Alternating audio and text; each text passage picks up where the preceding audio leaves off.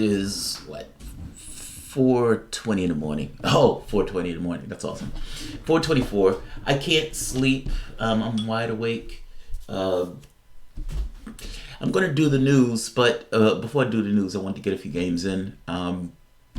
So let's get a game or two in. Now, before getting a game or two in, I want to show a game that I just played where I took down a Grandmaster Falls.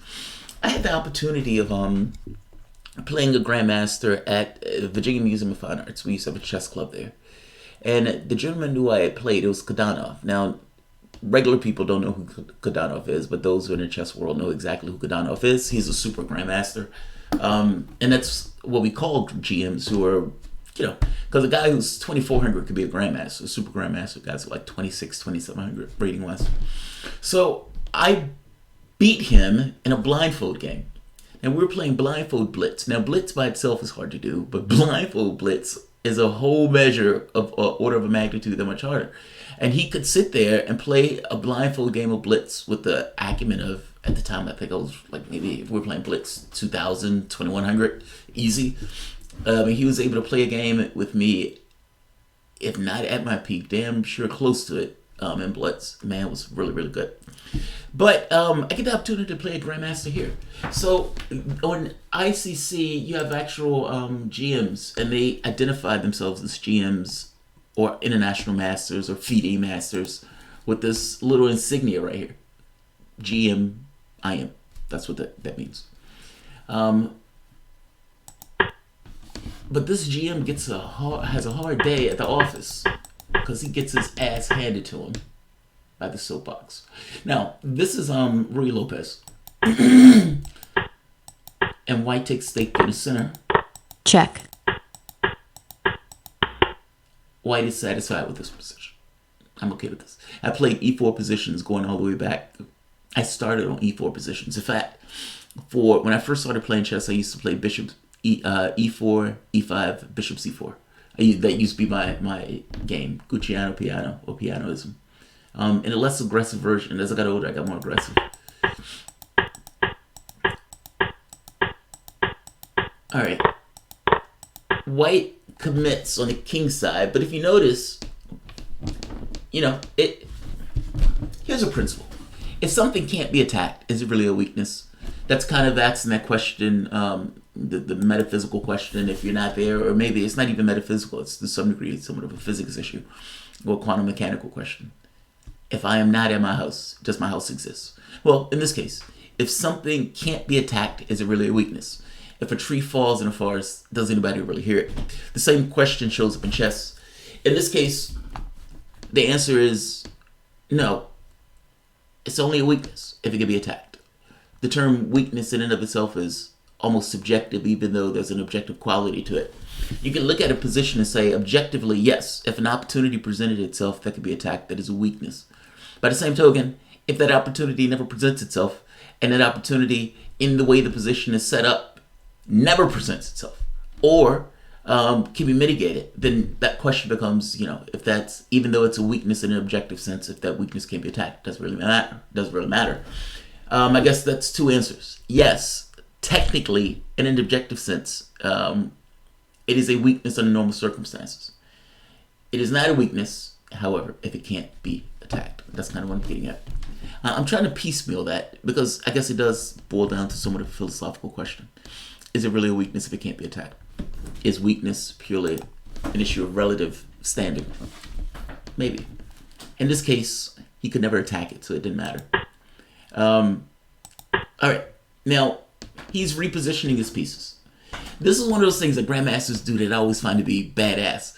And when you watch it in the game itself, it looks natural. Like if you look at old games, I used to play through games. In fact, when I used to be in a hospital, one of the things that he used to keep me saying was playing through chess games.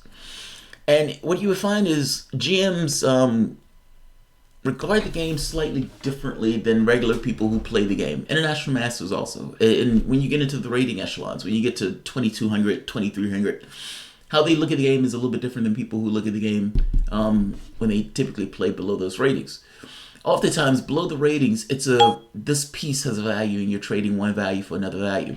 Almost like bishop for knight, that type of thing. The inequalities in a position aren't overt. They're subtle because the head space of the individuals has it that people's pieces have values. The reality of it is, and the honesty of it is, the pieces have no values. That's the secret. That's the trick that you don't learn until you get into the higher values. The values that the people believe those pieces have are told to those people. The truth of the matter is the values of those pieces are subjective, and they're purely determined by the positions that they're in. It is true that a queen has a magnificent latitude, but her value is only insofar as that value can be used, or her skill set can be used, that she can effect a certain degree of force across a position. And again, that changes based on the position that you're in. It is impossible to give those pieces an absolute value because the value of the pieces changes depending on the position that you're in. GMs get to a point where I suspect that they started looking at that in that way, almost like a Matrix-esque bending of the spoon, where it's like, yeah, I can give this rook up for this particular bishop or that knight because ultimately the value of it is not going to, that type of stuff. It's a fascinating way of change of looking at the game from a lower rating to a higher rating.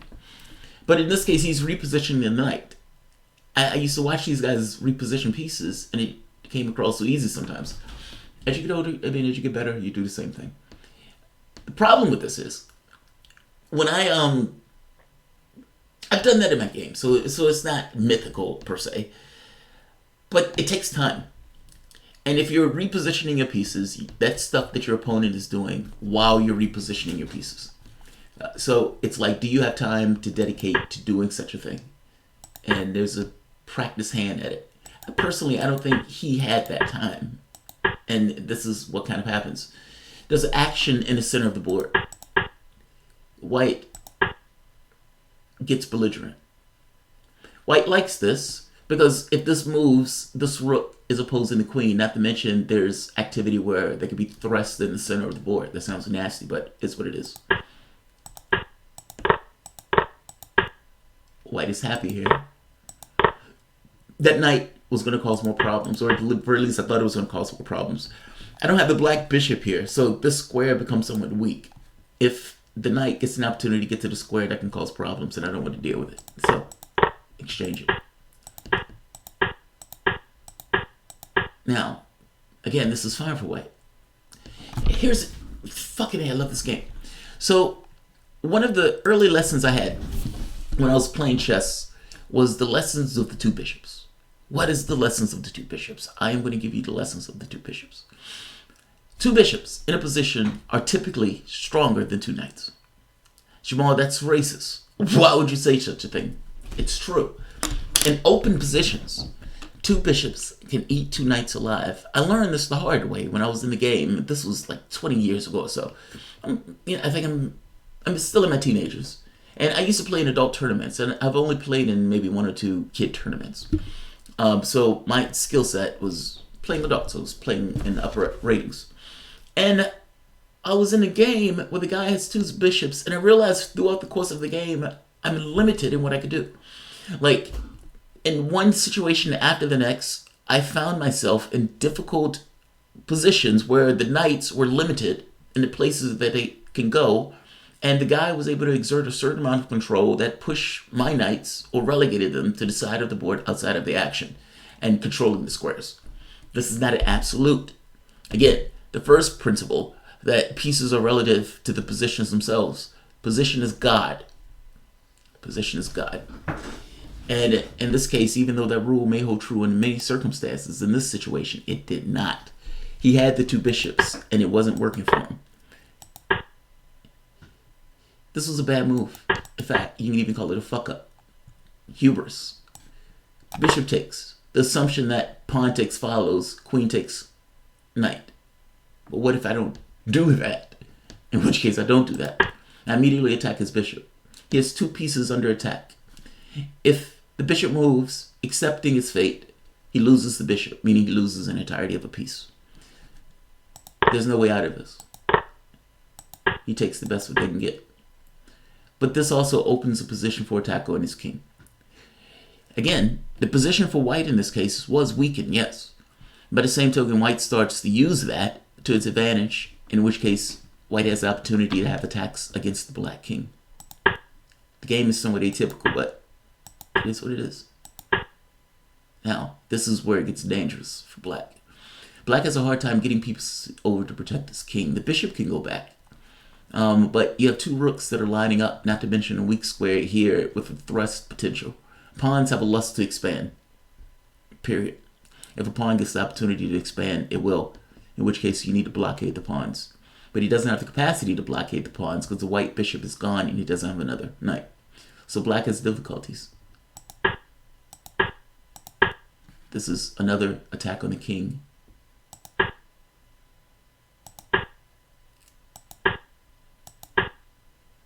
My time is running down. I have more time than him, but I got into this thing of trying to figure out how to mate him.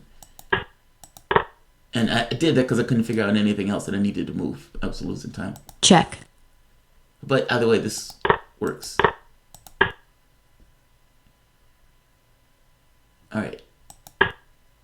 The problem is, if pawn takes knight check, or even knight takes check with queen, king. Alright. This is fucking insane. Nobody would do that. Maybe not. Check. Knight takes. Can I do that? Oh shit, I can't do that.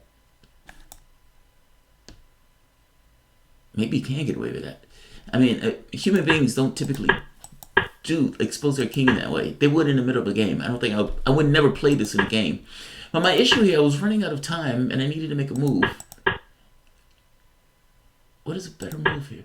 Alright, so this move was just the gimme. I just needed something to avoid running down on time. Maybe this. But I don't align for this. I mean, either way, black is in difficulties. But this is more of a blitz giveaway. Now, the interesting part of this, he has to worry about threats. So the threats stemming from knight sacrifices. But in this case, I don't need a knight sac. This by itself does it. Check. And this is, there is no compensation for this. I suppose maybe this, but this gets, you know, it starts to get brutal. At Bay, where are you from? Russia? He is from Russia. He's from Russia. It's okay. There's no harm losing to a superior man. No harm at all. Just chest poking out. Brutal and proud. Let's get one game in before I go to the news. I kind of want to have a conversation. I was watching, alright, let's kick some ass first.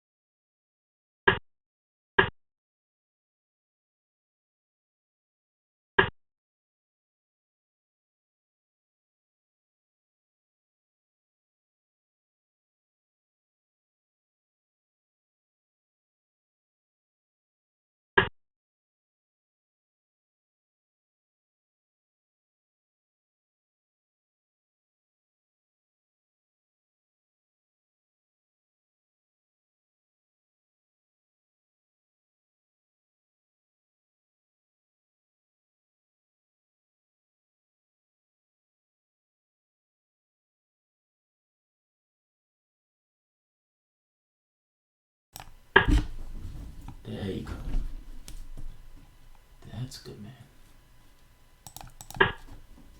All right. Now I got a piece up. And I'm going to thank you for that piece up. I'm going to pick you apart.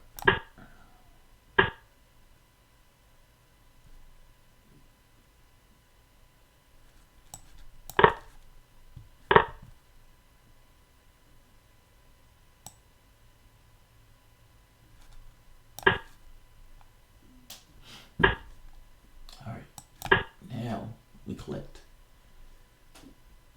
The night is guarded. Your plans have come for naught. Is this everything that you've wanted? Is this all you've ever wanted? I don't think this is all you ever wanted. Alright. Now, I'm going to get my king to safety. That's what I'm going to do. And I'm going to start taking stuff from you. I'm going to take stuff.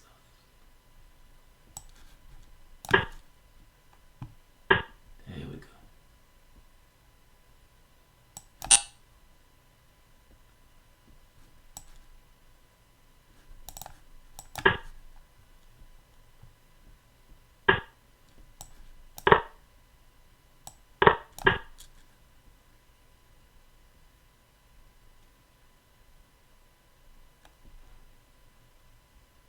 Give it up.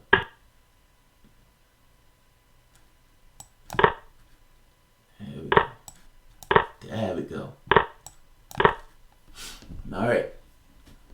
I'm going to take more stuff from you. And you're not going to do anything about it.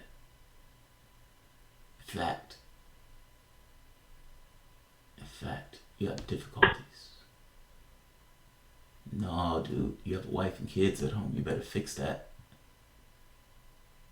You got stuff to fix. You got stuff to fix.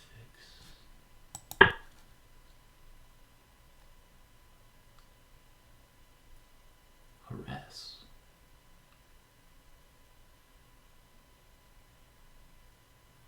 It's your move.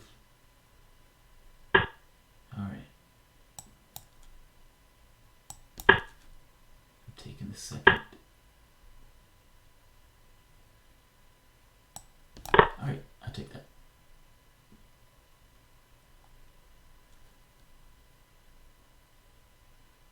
Alright, let's go back.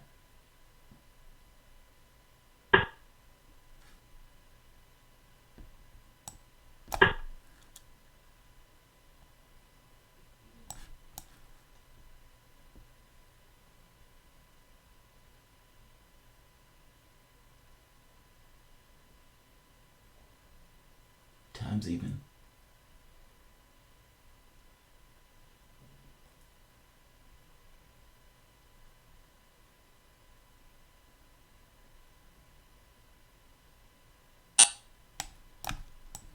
Check. Check.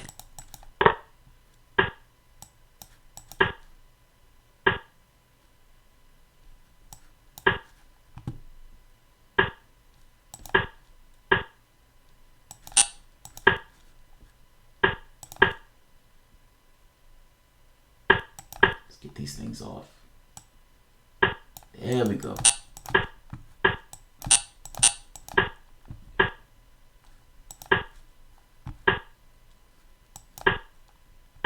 Time warning. Check. Ouch! Get butt naked. Get butt naked. Yeah. That's the get butt naked move. That's the move where you just put your hands up and you walk away. You say, all right, you got me, dog. You got me. That breaks the will of men. You know, in war, morale is a big deal. Morale is also a big deal in chess. When you feel that you're going to lose, it shows in your game. The moves that you play is different. It takes something out of you. It's like you take the fight out of a man. That moves takes the fight out of a man. He has 6 seconds left, and he just said, I can't do it. I can't do it anymore. I can't keep this up. Come to Jesus.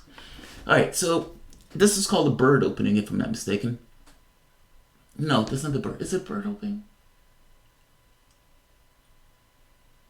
think it's a bird opening. Black sacrifices the e5 pawn because black makes the argument that f4 is inherently unstable. Meaning, an argument is being made here. Both of us are putting forth our competing narratives of reality. I'm putting forth a competing narrative in the sense that I'm willing to give up a pawn to show that white pushing f4 to open up the game is flawed. But he doesn't take. In some odd way, he accepts my premise. This morphs into Verzov. I think it's called the Verzov.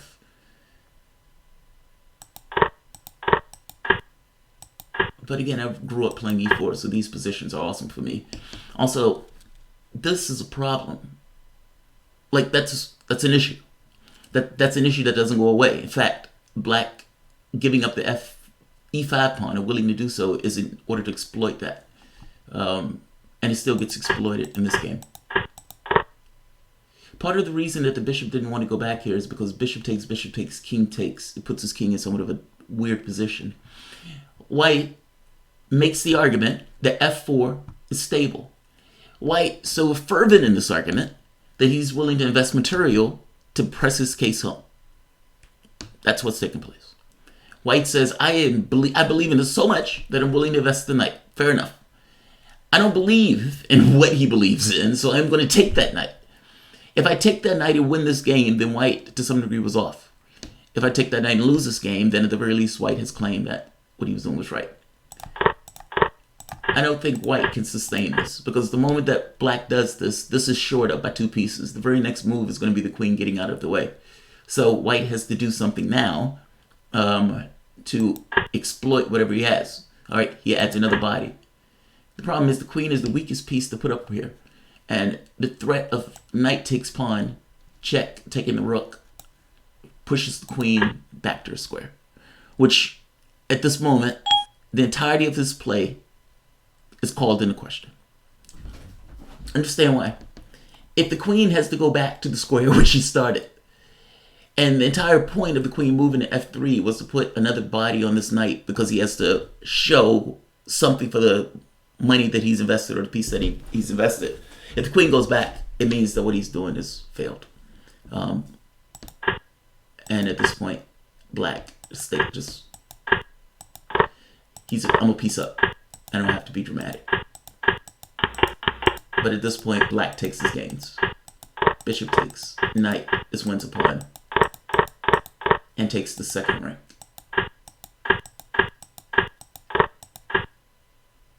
This is crushing from the standpoint of black's position.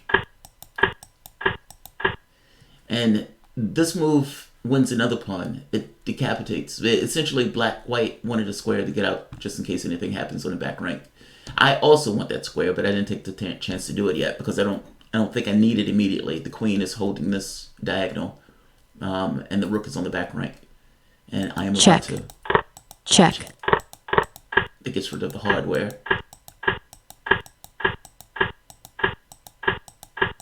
And this wins. If rook takes, the king marches the pawn up. If the rook doesn't take, then the rook has to somehow stop that pawn.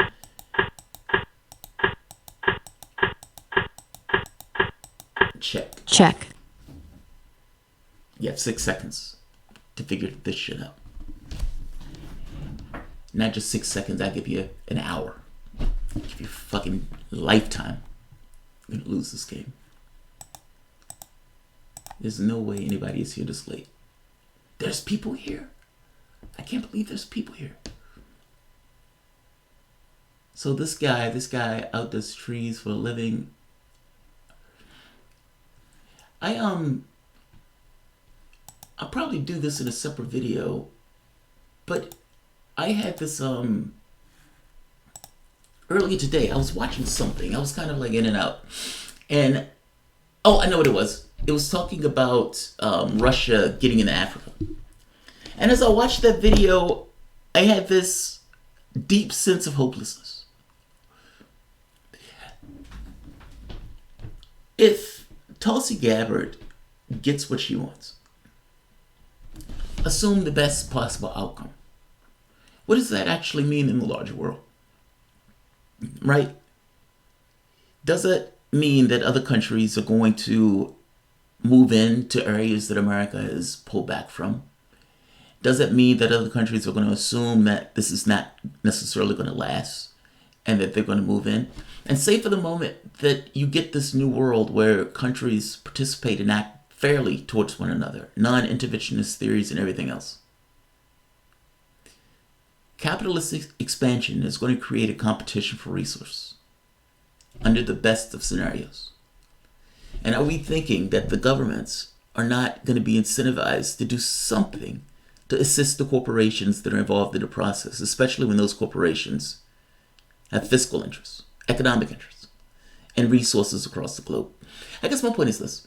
Even in the best scenario, best play, there's an incentive for corporations that can donate to political processes to get those politicians to act in belligerent ways in order to get their hands on resources.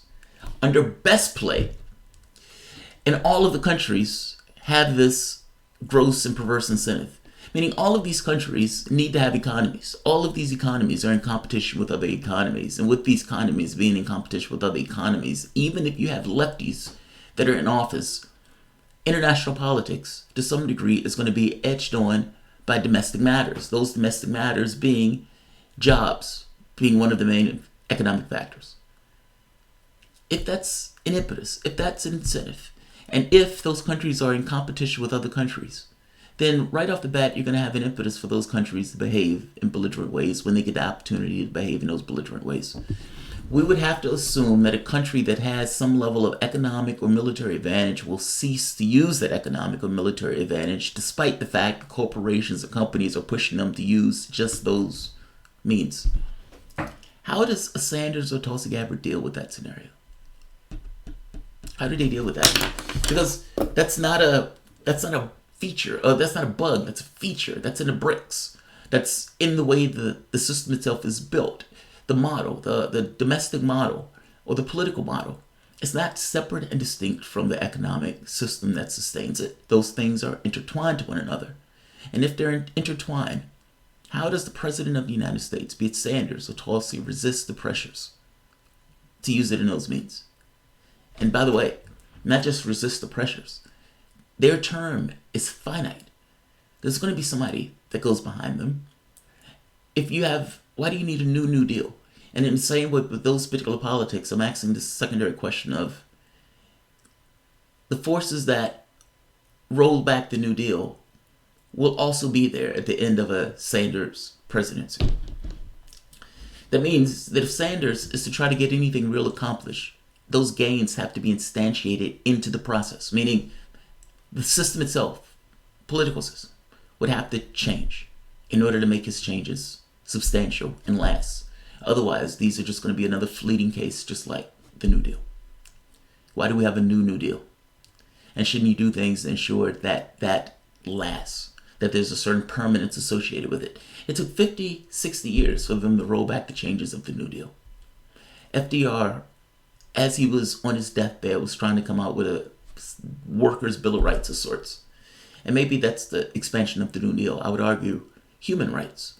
We've had civil rights, we've had women's rights, we've had gay rights. What about just basic human rights, dignity from the standpoint of the human being itself? And how do you get that in an adversarial economic system where it's just kind of winner-take-all mentality? Left-wing governments continuously push against the tide, meaning they try to implement policies that go against the natural incentives associated, almost like a release valve of the capitalistic impulses. But how do you really change that in order to prevent that from taking place? Because ultimately, you're always going to be in this process where companies are competing for technology and resources. And if those companies are competing for technology and resources, that's going to go beyond their borders. If there's an incentive that allows those companies to make more money, those companies are going to do what they need to do to make more money. The legal border, meaning the border that crosses into illegality, or that crosses into this notion of the countries working at the interests of the corporations. Why wouldn't they use that edifice? And how do you stop that as Commander-in-Chief? How do you stop those perverse incentives? I I don't know how you do that without changing the system itself. Ancient is a strong player, so I'm going to cut this off because I want to play music.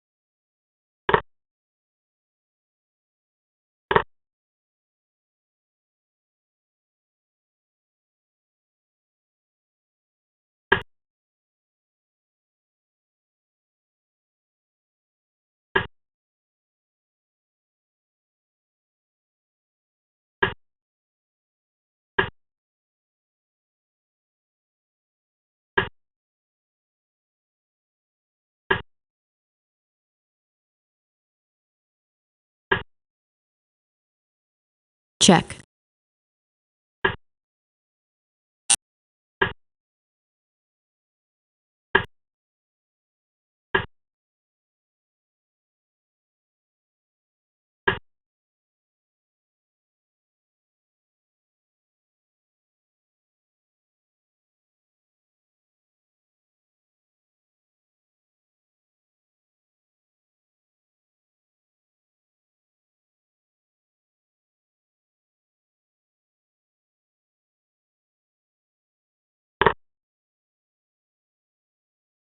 check, check,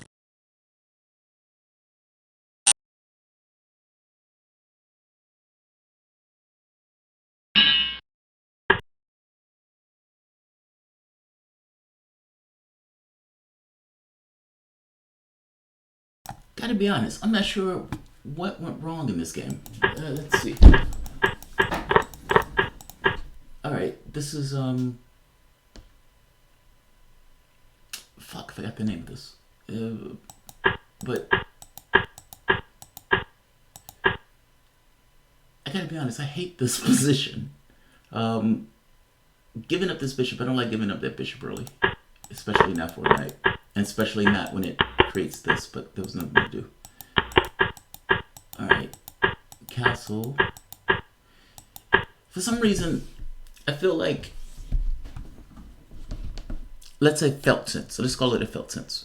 Not so much that you have a clear reason why you don't like the position. Also, you feel like you dislike the position. You feel cramped.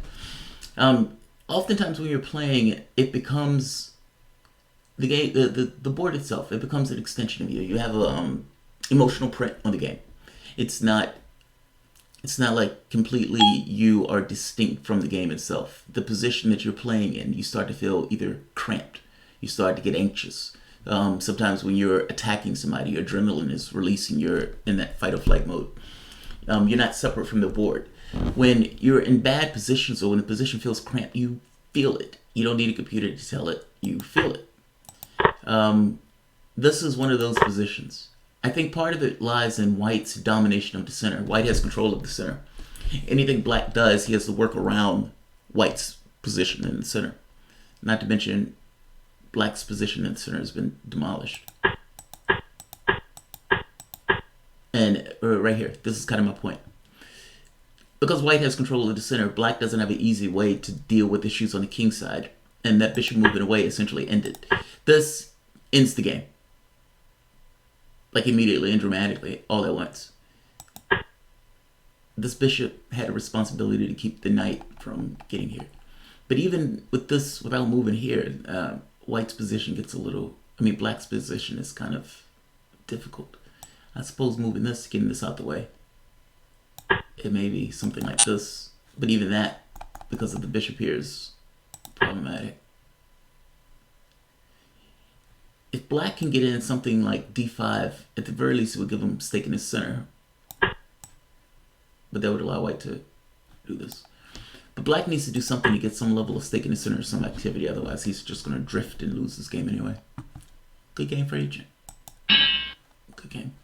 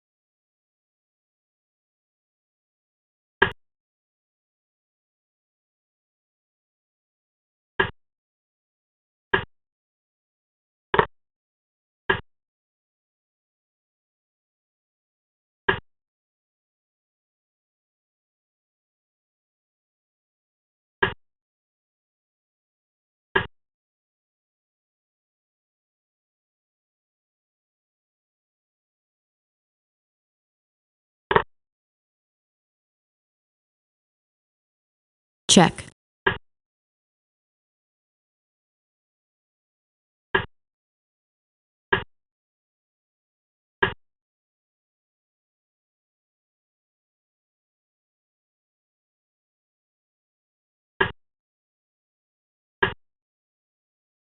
Check.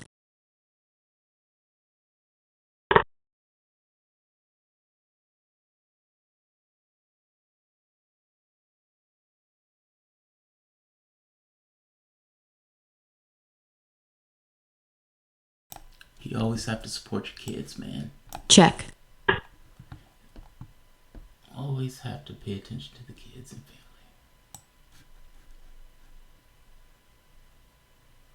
family.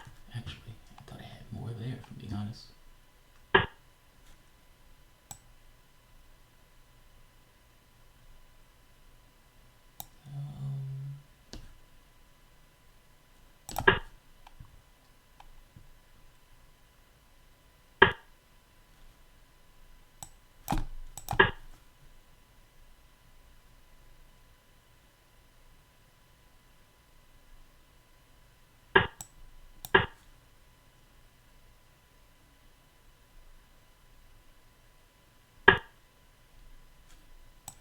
Check.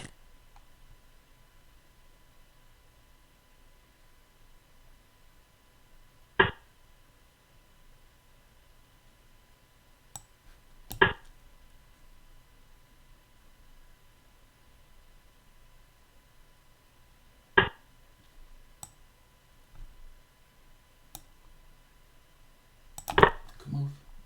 Check. Time.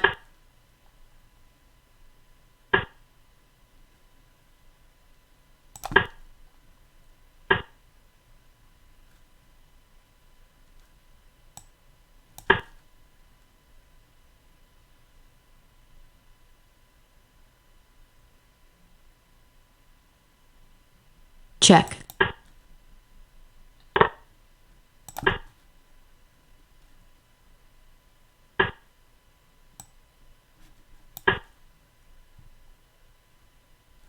Check. Oh shit. Check.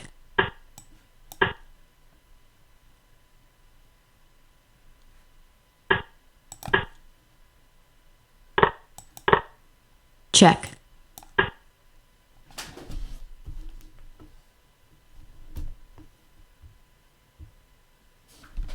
This is why you don't showboat. This is exactly why you don't showboat. Alright. This is fine. Weird position, but there's a lot of pressure on this knight. And he could have ruined this position early on. But he didn't do it. Alright, now he ruins it. And at this point I need to stabilize the position. Check. Alright. If I'm not mistaken, this from a just he wins this. Like before he even gets to this point. I could be wrong. This, right? Check.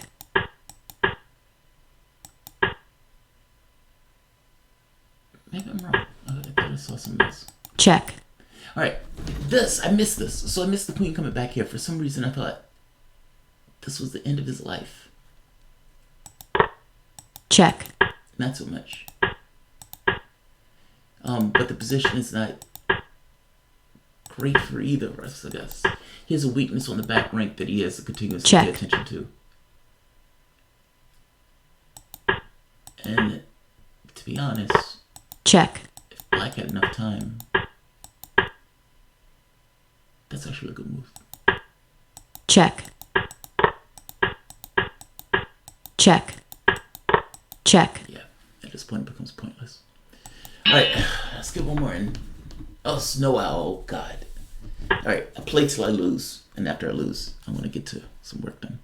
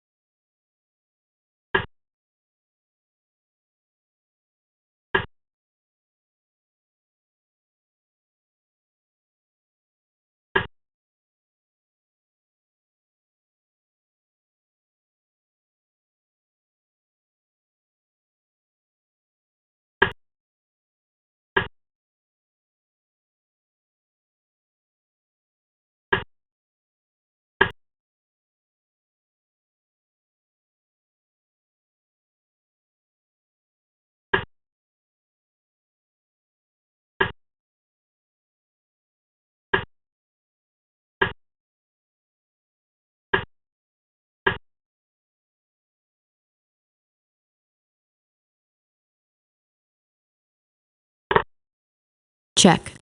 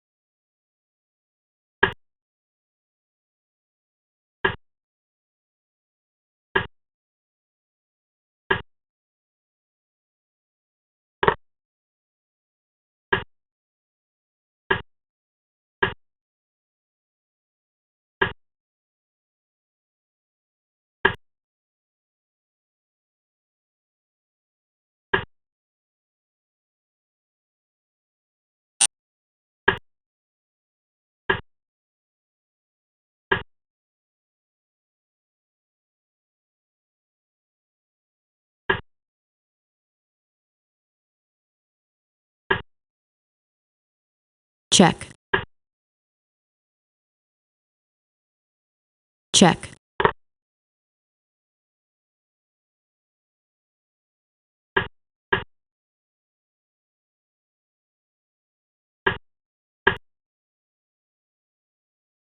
check,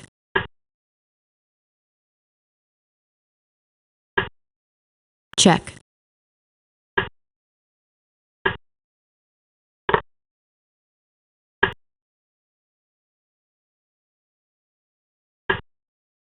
time warning, check,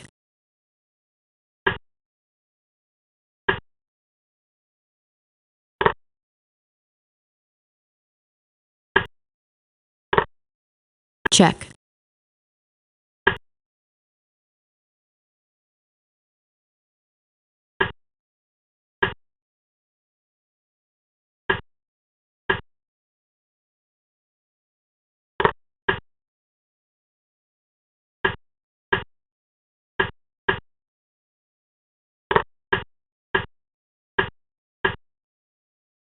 check, checkmate,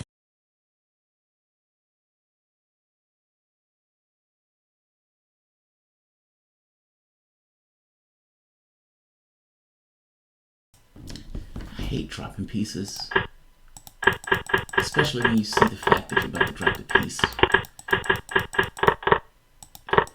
Alright, so this. And I stop here because I'm like, alright, he's trying to take a piece. The thought is pawn push, bishop, pawn push, bishop gets locked in, especially if this goes up. And I see that and I'm like, alright, you can't push c5. And then I push c5.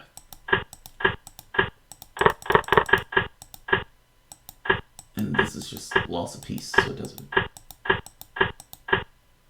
I don't think there were any opportunities. Well, that's certainly a fuck up.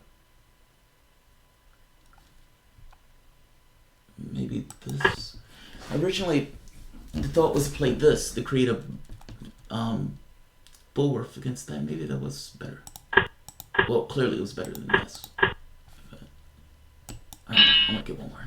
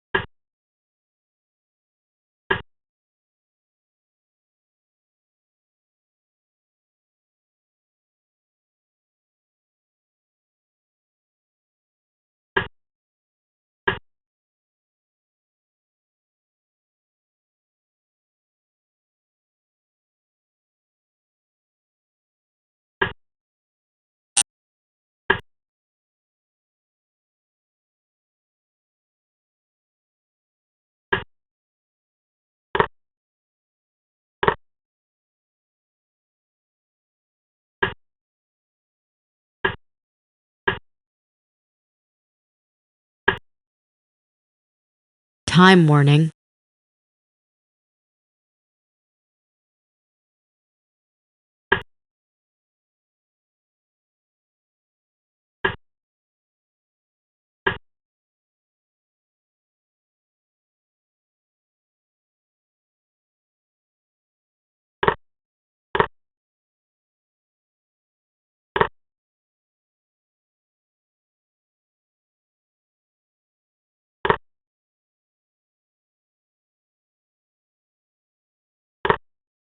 Check.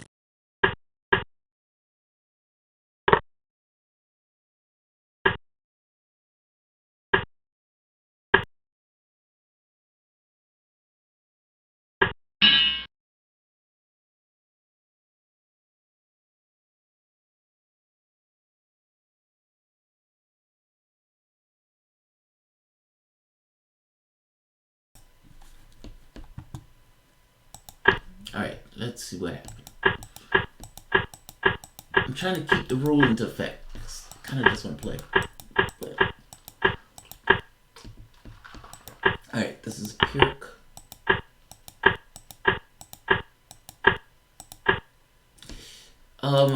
Objectively better would have been H3. Prevent the knight from coming here. The knight coming here creates problems.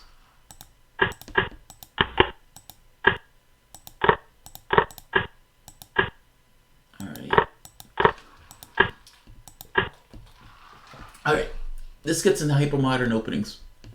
It's true that white is a pawn center. That said, white is a pawn center that's under attack. So it becomes somewhat difficult to maintain the pawn center that white has. Hypermodern openings are set up to essentially attack the pawn center. This game is probably a good example of that taking place.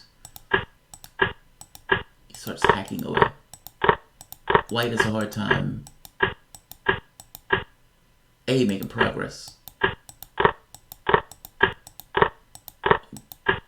But position is just worse.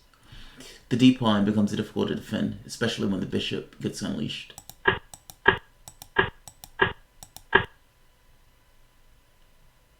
Now I guess the way to do it would have been this, but that fails the pawn push. You know what?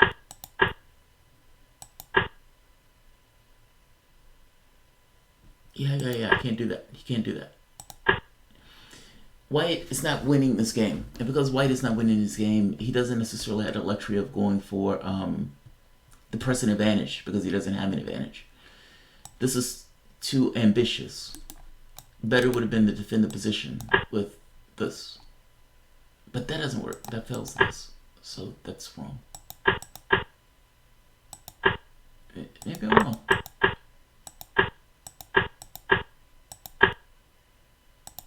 Yeah.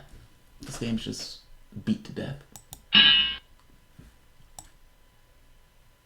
Alright, if I lose this, really. This is going to be the last game. Play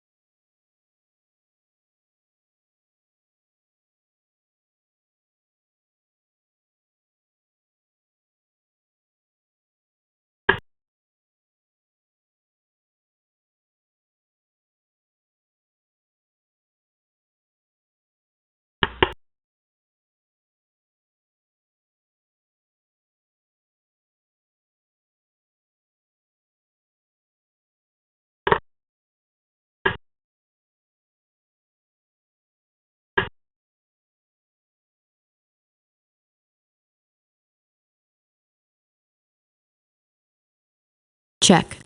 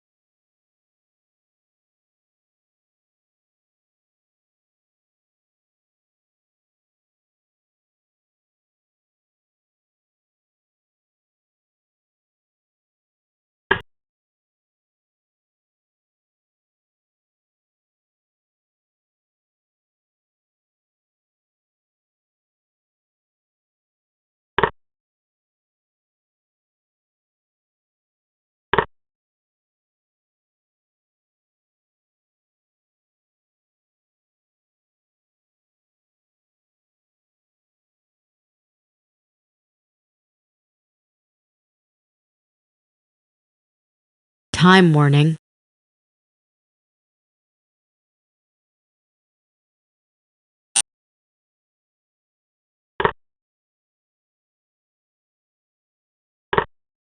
check,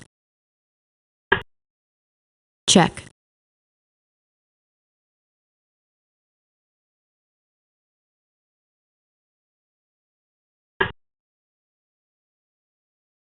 check,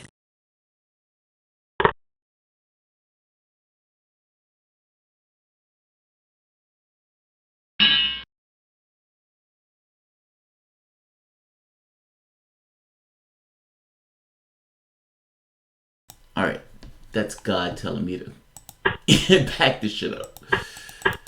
All right, and to maintain the rule set, I gotta review the game.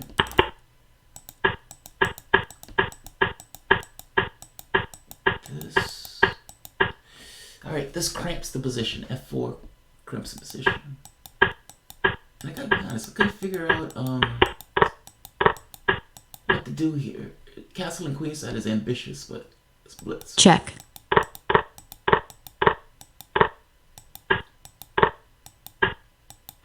All right, I'm willing to give up the rook for counterplay. check,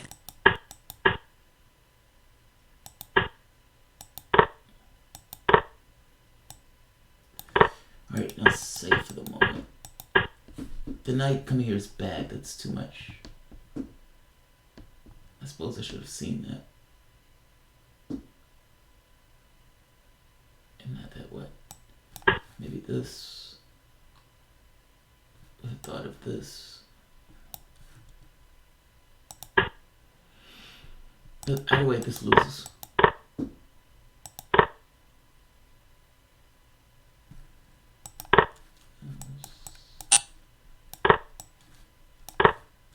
check, Loses.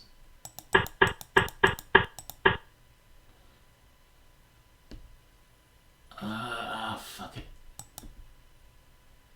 I don't think I'm out of 1800. This is either the alright, I'm 2 points away. If I lose this, this is definitely the end. But I don't want to leave Nat being 1800.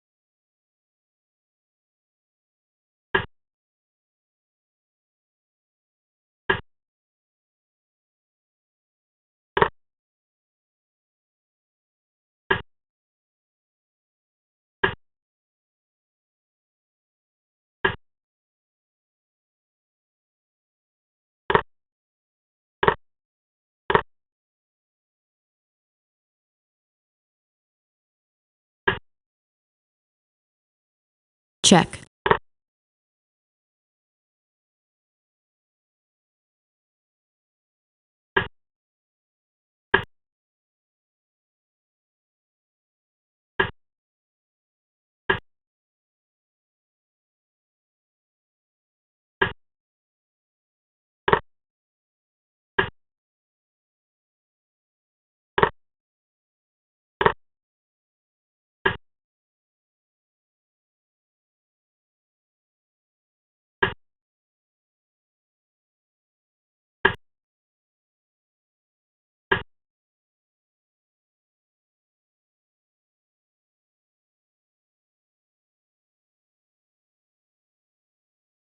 check,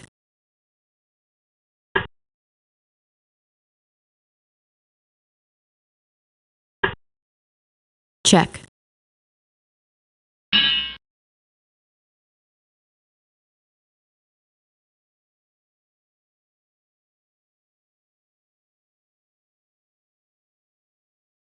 All right, yeah, I'm definitely taking this hint as guides.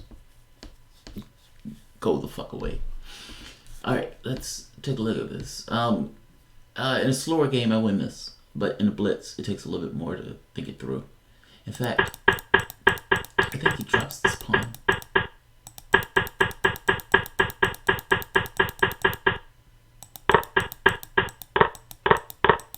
check, All right, this drops the pawn outright, but let's play it out. And then also, this drops the pawn, right? There's no loss in taking that. You can't check me. Yeah, that wins outright. Man, we have equal time here, so what happened to time?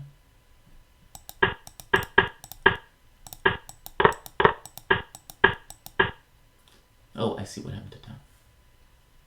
When I did take that pawn, it became a problem. check, check, Yeah, when I didn't take the pawn became a problem. It haunted me. I shouldn't play another one. It's 5 in the morning, and what's probably happening is I'm burnt out. Oh look, there's another game.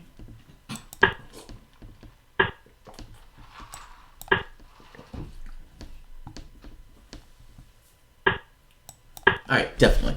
If I lose this game, I'm ending it.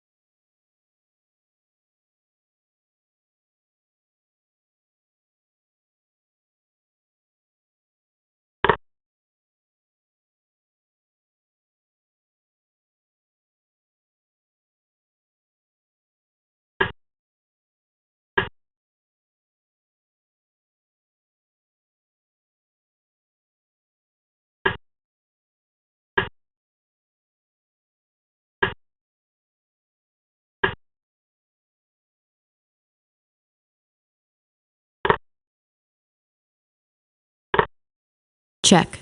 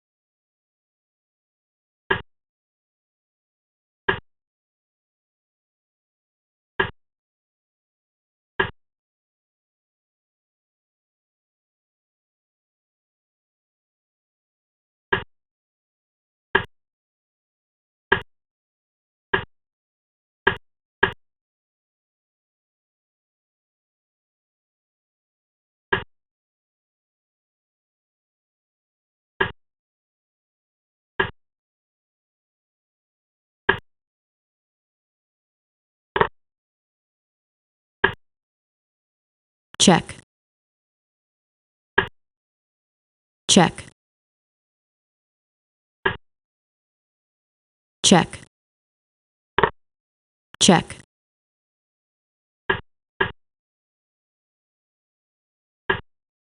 check,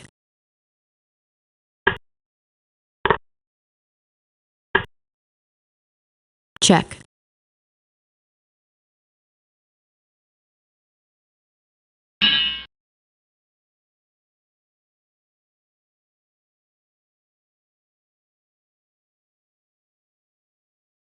All right, this is a clinic on how to use a bishop in the end game to hold off pawns.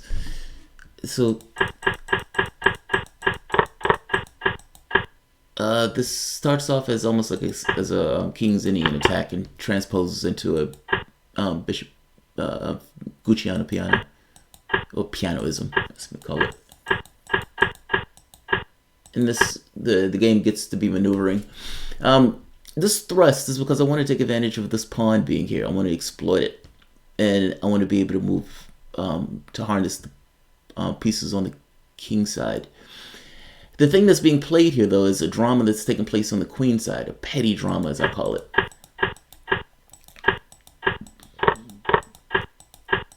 Now, he had the opportunity here to drop the knight here, meaning this didn't have to go down this way. He just loses a piece. check, But he gets right many pawns in compensation. So now, white's job is, I will piece up. I need to actualize the advantage. Because as long as he has all of the pieces on the board, it's hard to clarify the advantage. Because, if he's a piece down, he still has tons of pieces to mate you with. So clarifying the advantage in this case is getting rid of those pieces. And that's what I try to do. Even at the expense of a pawn, to get rid of those pieces. Alright, good. Mission 1. Now, I need to restrain these other pawns, and I need to get this bishop out.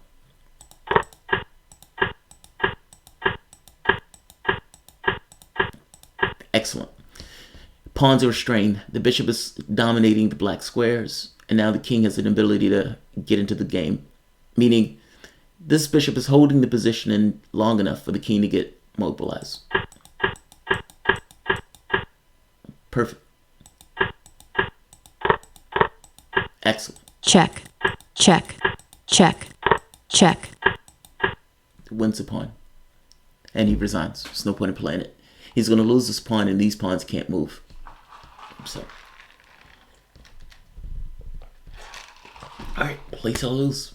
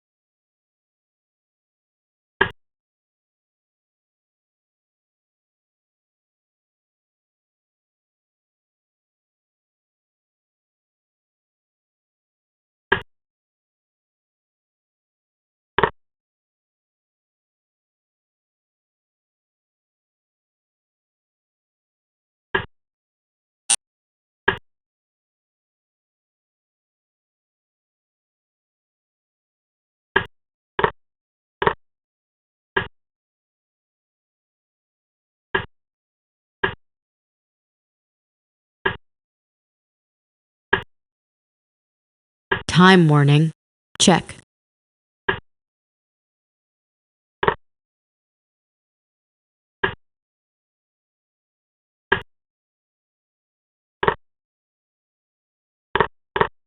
Check.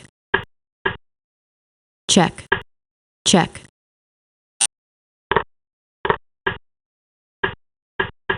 Check. Check. Check. Check.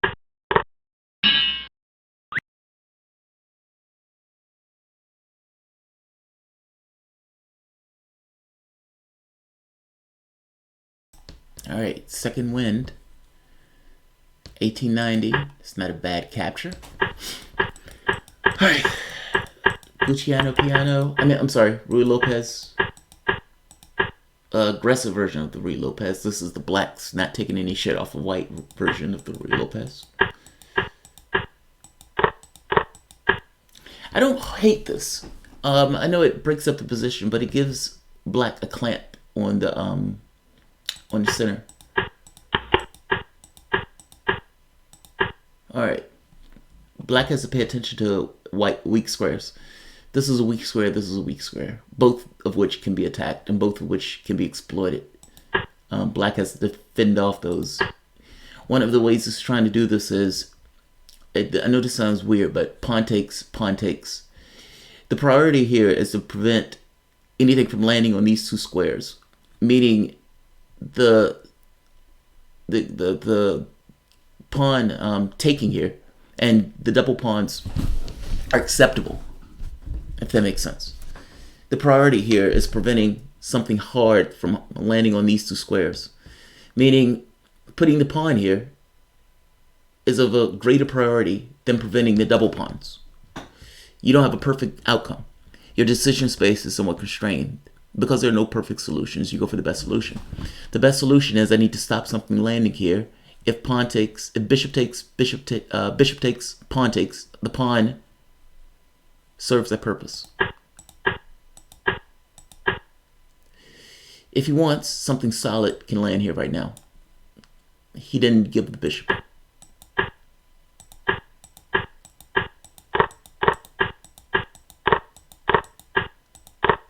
All right, I'm okay with this. Because what happens is, even though he gets this pawn, he loses control of this rank, and the queen becomes a piece where you can attack in order to get moves on. Right here, weak spot, weak spot. And the knight is uniquely attacking extraordinary weak spots. The pawn, the knight check here is problematic. The only thing that's guarding it is the queen. Queens are horrible at defending stuff because queens are easy to attack. Like this. This. Domination of that Check. rank.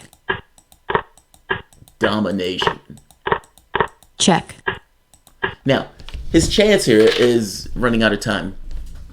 And white, black getting in a, trying to, win it and losing on time.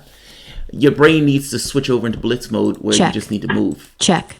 Move, move, move. Check. Move, move. Check. Move, Check. move, Check. move.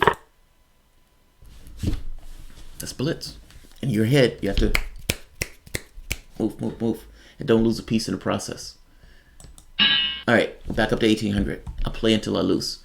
Snow Owl beat me on one of the other games, so this is going to be a revenge. This is a grudge match.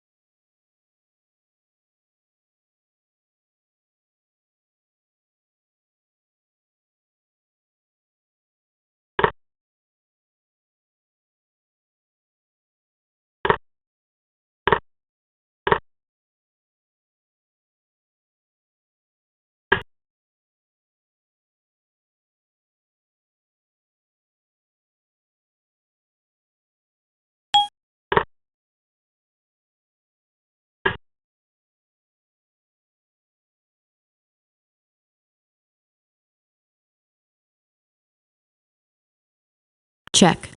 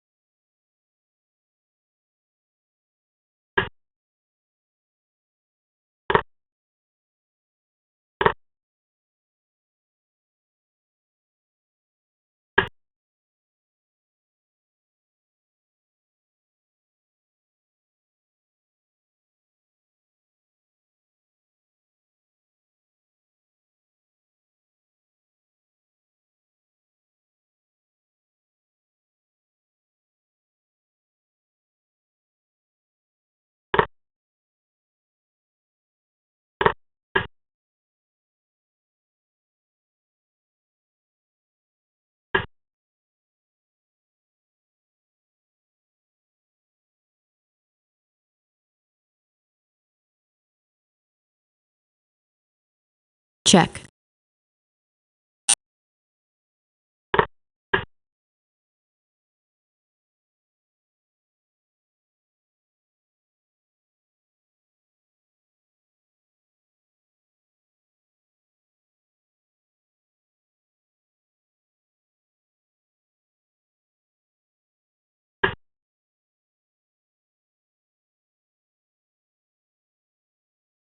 check,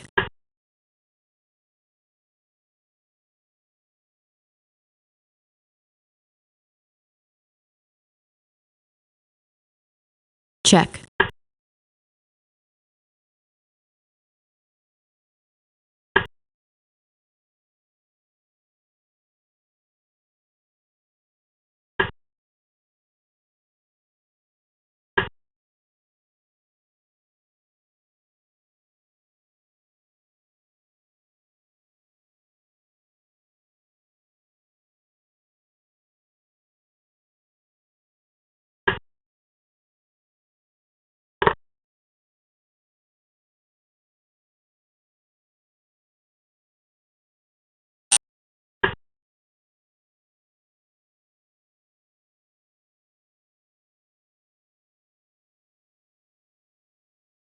check,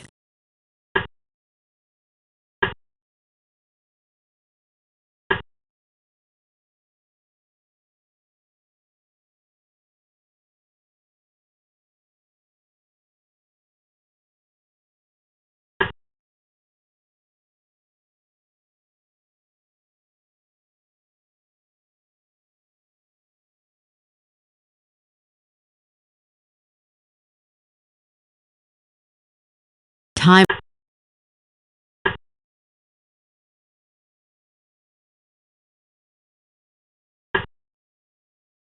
check,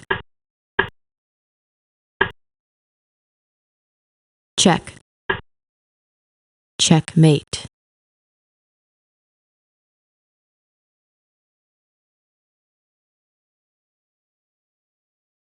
I gotta be honest, I'm not sure what. It was a brain fart. I just dropped a rook. I outright dropped a rook. What the fuck? I saw it as I did it. check, Alright. All of this is perfect. So, what I'm trying to do is I'm trying to get control of this file because I want to exploit this. check, And I see the rook. I observe the rook. I even think about bringing the queen down And then thought, it's like, well, you need to move the king. Or, no, I know what it was. I was like, you need to bring the queen down the guard the rook. Fair enough. And then it's like, hey, you should also bring the queen to support the bishop. Check. In which case, that already loses a piece. The wild part about this is, after I lost a piece, I thought, fuck, I'm done. Which fucked up my morale. And the wild part about this is, I'm still up material, even after that. Check. Okay, I'm down the exchange. But white is not. White Check. is in bad shape, but white, but I had a different impression in my head of what was taking place, as regards to what was taking place. All right, I don't know what I am. I think it's going to be like 1799 or 1800, but I want to leave at 18. So I'm trying to stay with the same rule set. I have to review games that I lost. Lose. When I'm playing at, like, without,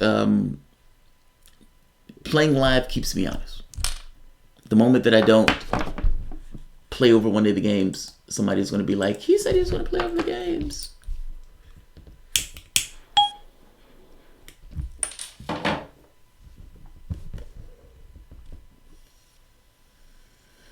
Cal should be Bernie's White House press secretary. I don't know about that one, man. Maybe. I don't know. That's a little. I don't know. I don't know if Cal will want that job. Maybe he'll want that job.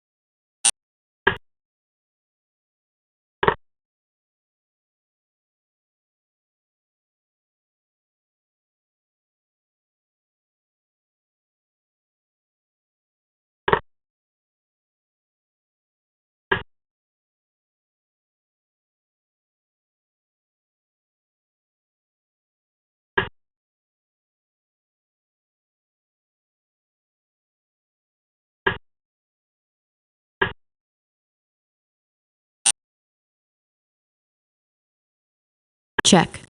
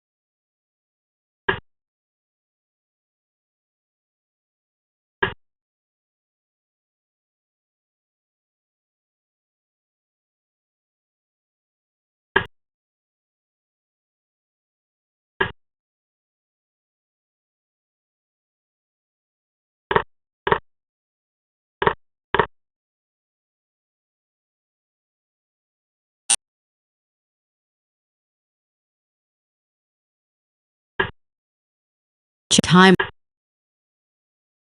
Checkmate.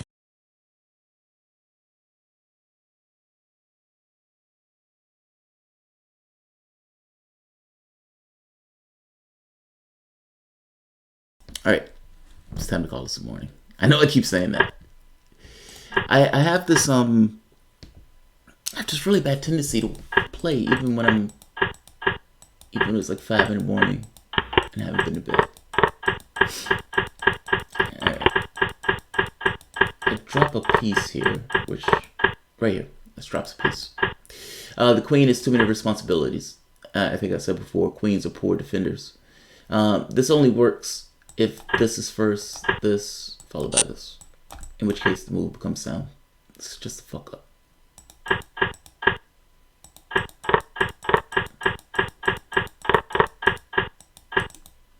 It's funny, even after that, there's still chances. And black puts up a spirited fight. I wanted to be able to do this, but I couldn't do this without this check first, meaning the pieces had too many responsibilities.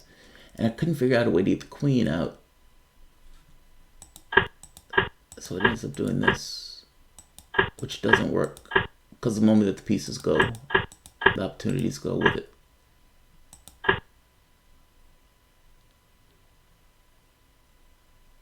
Maybe this. Maybe that. I thought check after this with the queen attacking here, which limits the abilities of the knight. I don't know. Fuck it, play one more. Win or lose.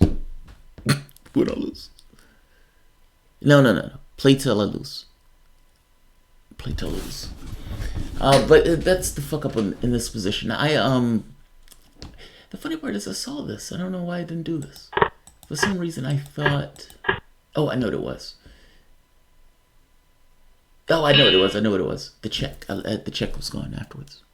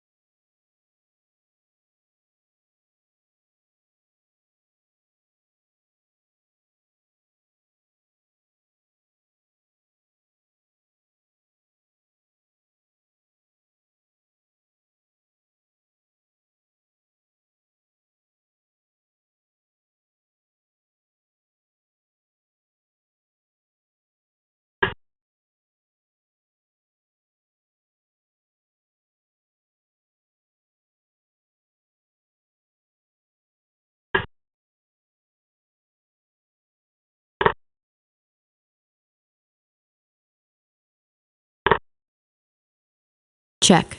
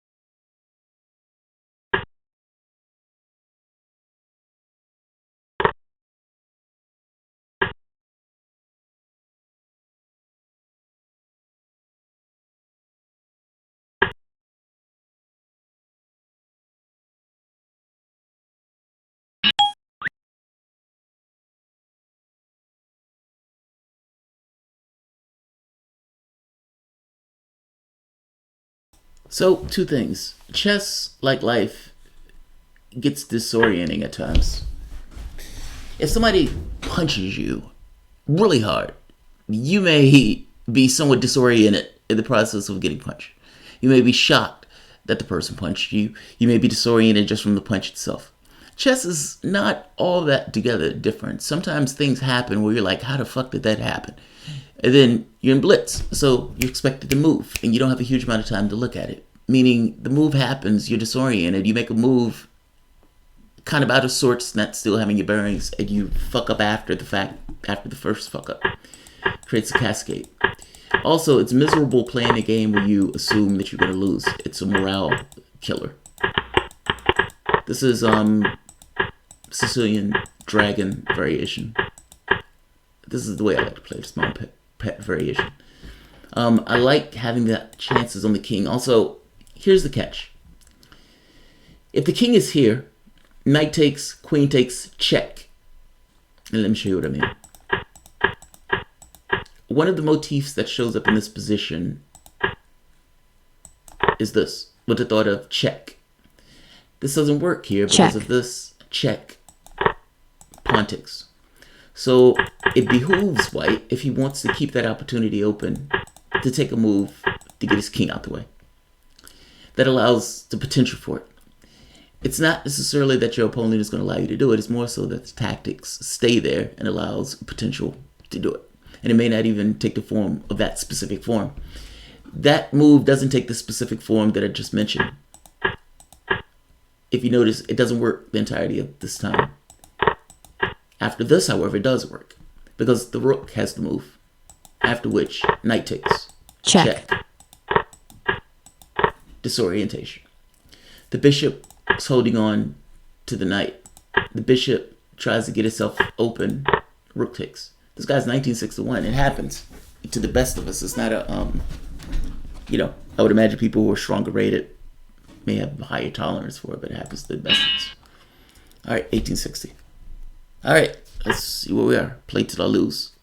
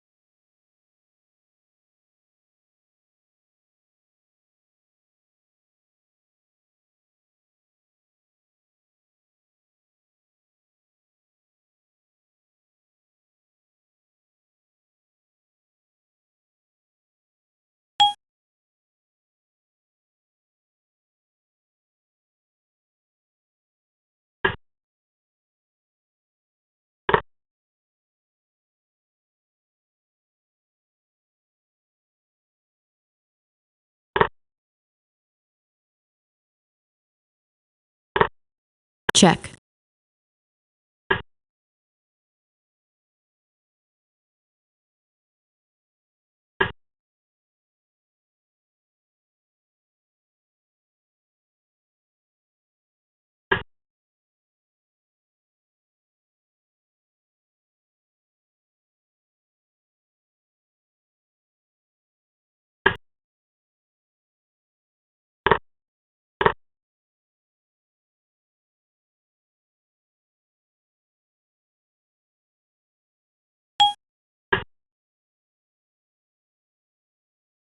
Check. Check.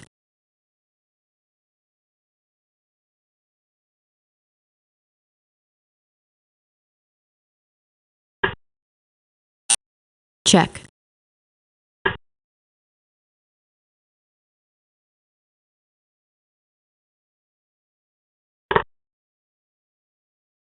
Check.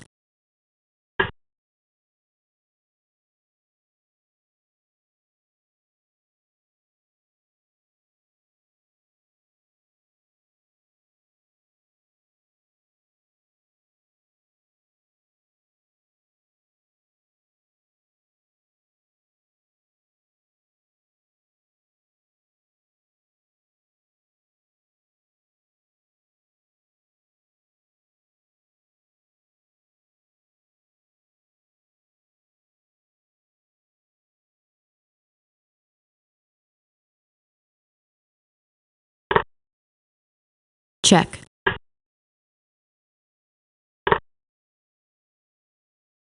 Checkmate.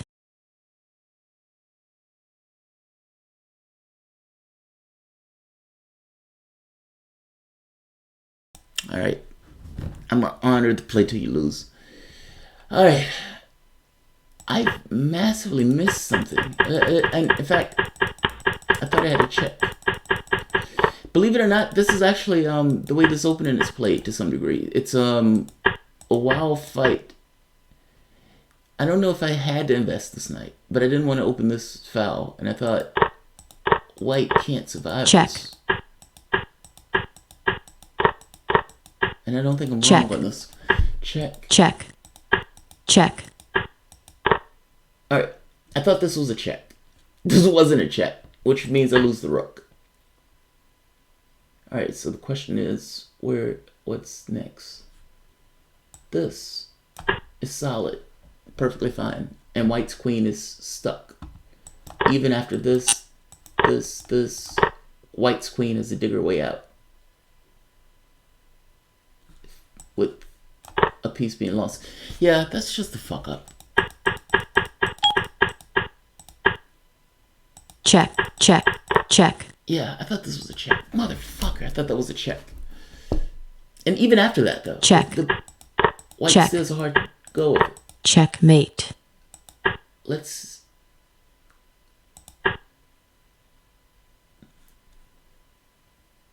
What about Check. this?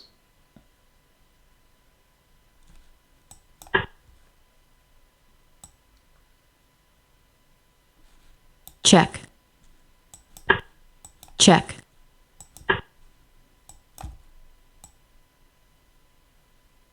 Check. Yeah, yeah, that was... God damn it. Be more careful, be more careful. Oops, I accidentally hit...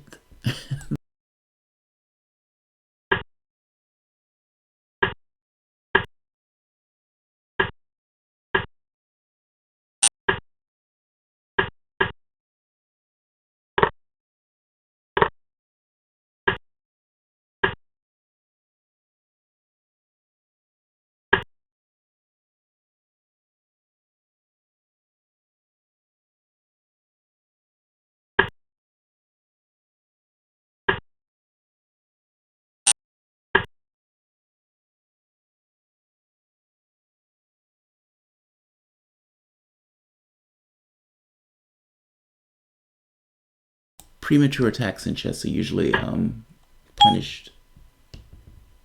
Usually, anyway. Check.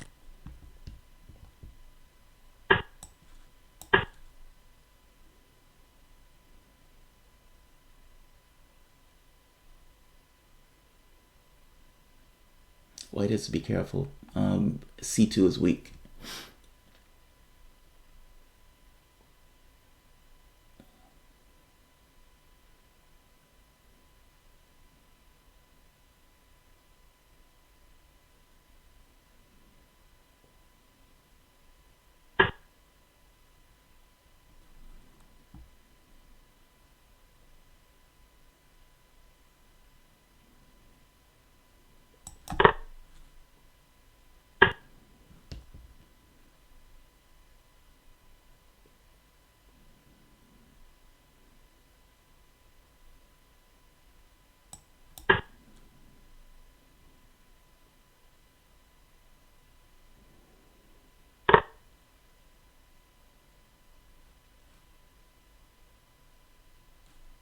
Check.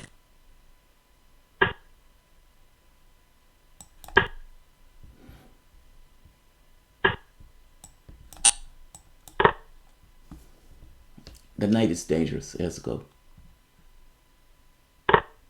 Check.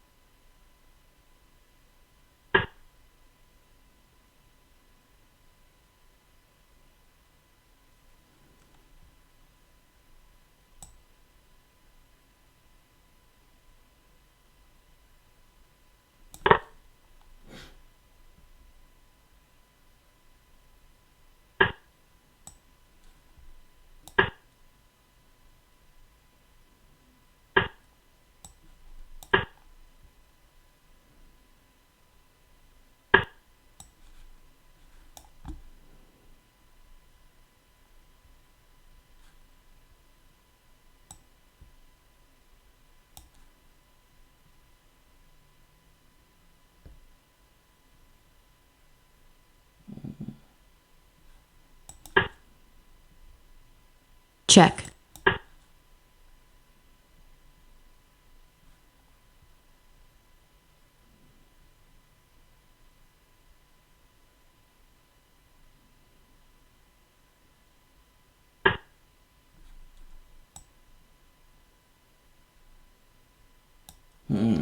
Good move. Good fucking move.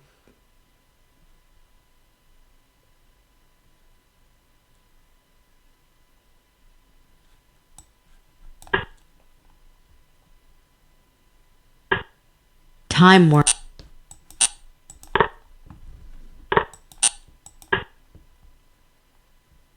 Oh, Checkmate. that doesn't work. Shit, that doesn't work. That doesn't work. That doesn't work. I ran into the problem is this: if rook takes knight, queen mates. White has to somehow do one or two things. It has to either dislodge this queen or get something to be intercede. And I couldn't figure out how to do either. Not just that, my spidey sense went off here.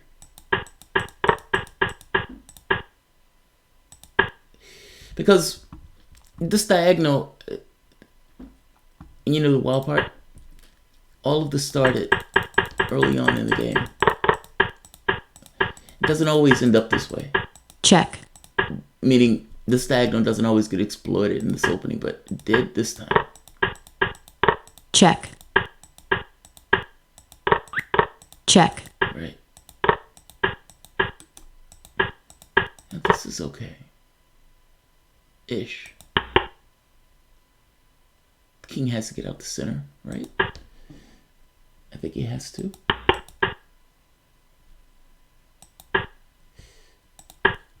Maybe this was better. In fact, that was better. That wins a piece. Yeah, that outright wins a piece.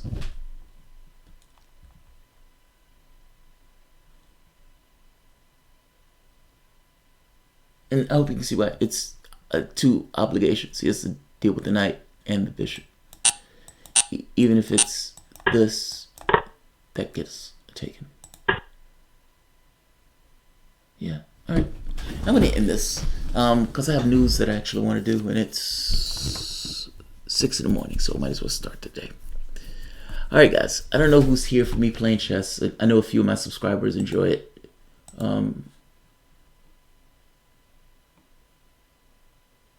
Gotta be honest, I don't even think you guys are paying attention to me play chess. So fuck it. I'm getting another game in. I'll just play till I'm satisfied. All right.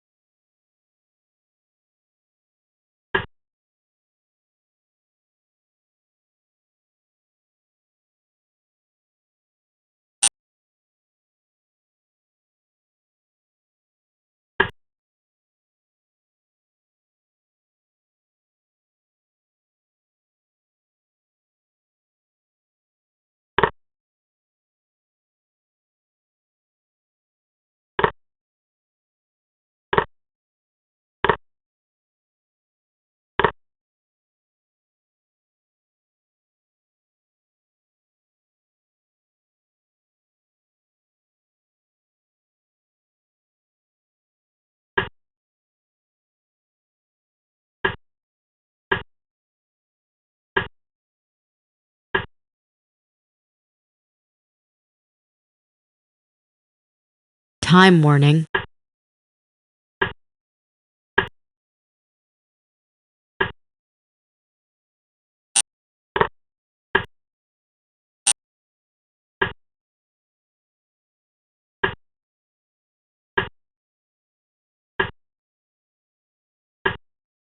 Check.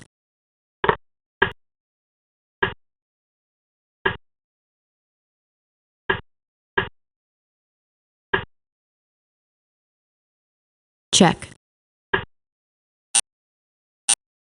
Check. Check.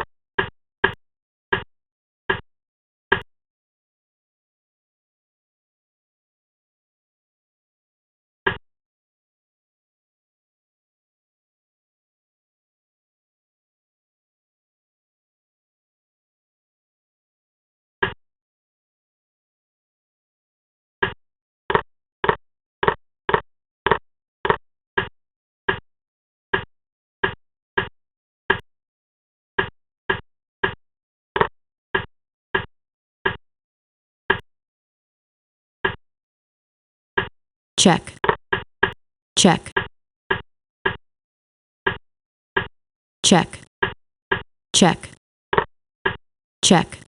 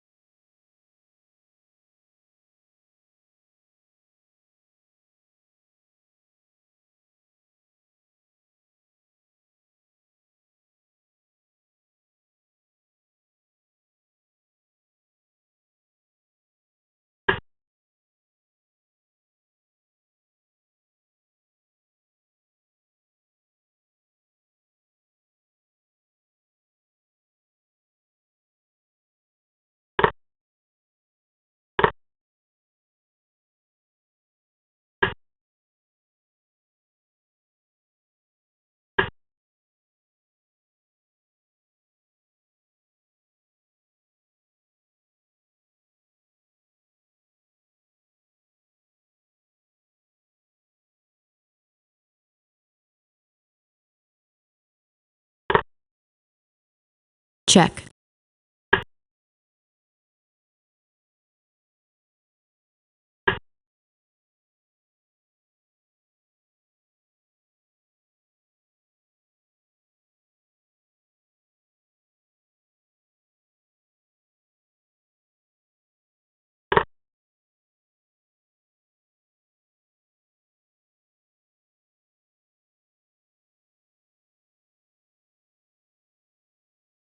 check,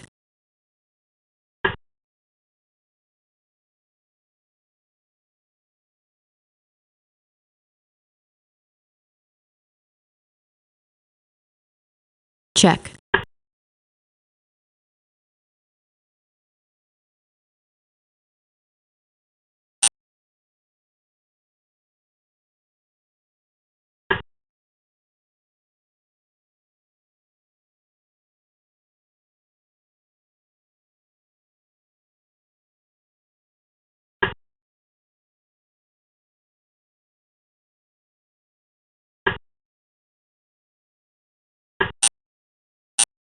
time warning,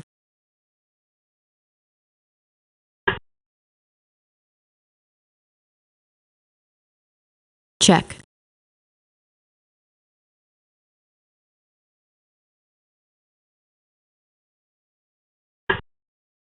checkmate,